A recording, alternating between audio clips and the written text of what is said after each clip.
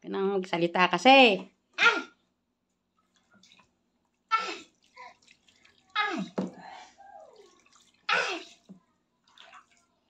Masyado, pawis ng lola mo. Bilis-bilisan nyo naman. Kibot-kibot kayong mag-ali.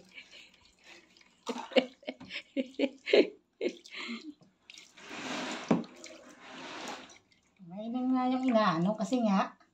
Ano gagawin ko? Ayun, kita. Pakakalimutin naman ni Lola. Ay, Lola. Ulyanin na si Tata. Lola na pala tawag mo. Pakakalimutin. Ay, Tingnan. una pala yung baras. Tingnan mo, parang may isip po. Sarap na sarap paligo. Una pala yung...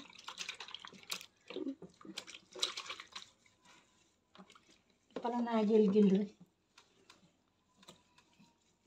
Si John, takpan mo. Ang napaka-init naman ng paligo. Lalo ang init na init yung bata. Kinilabutin nga. Nagaganaw. Okay lang ang kinikilabutin.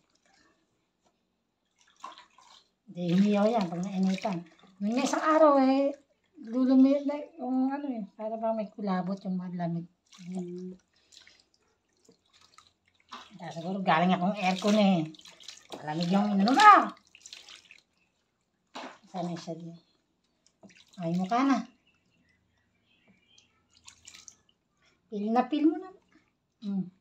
Pil mo naman. Pil mo Oh. Pil mo.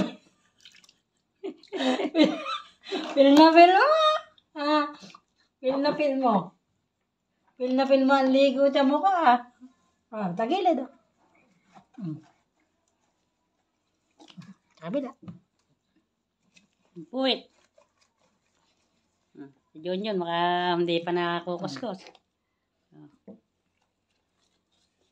Laki ng puwit. Mugso. Laki ng puwit. Mugso. Dambo. Hindi na madala si Dambo.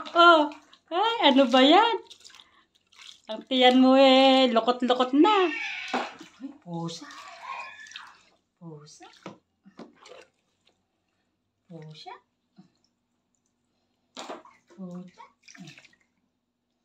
Hindi naman, nung anak ko na yan. Tingnan na, sabi na apo naman. Sobrang pogi naman yun dyan. Taba-taba. Sobrang pogi naman ang anak ko na yan. Hapon ba anak mo? Ay. Kaloka na talaga si Tata. Medyo nagabay mo kay ate yan. Ano pinagsasabi? Ay, gani ate. Tatasan mo muna. Mantuwa si ate. Pogi-pogi naman ang anak ko na yan. Hapon ba ama mo? Ha? Yung kapatid mo, negro ama.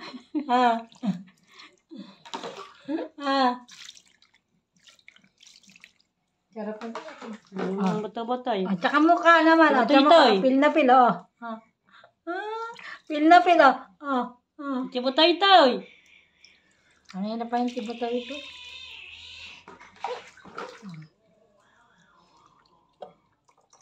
Hindi mo lang sabunin pag nalipaligo ka.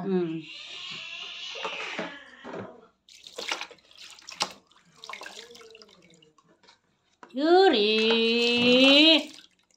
Ahon na. Kaya magagalit. Ahon na.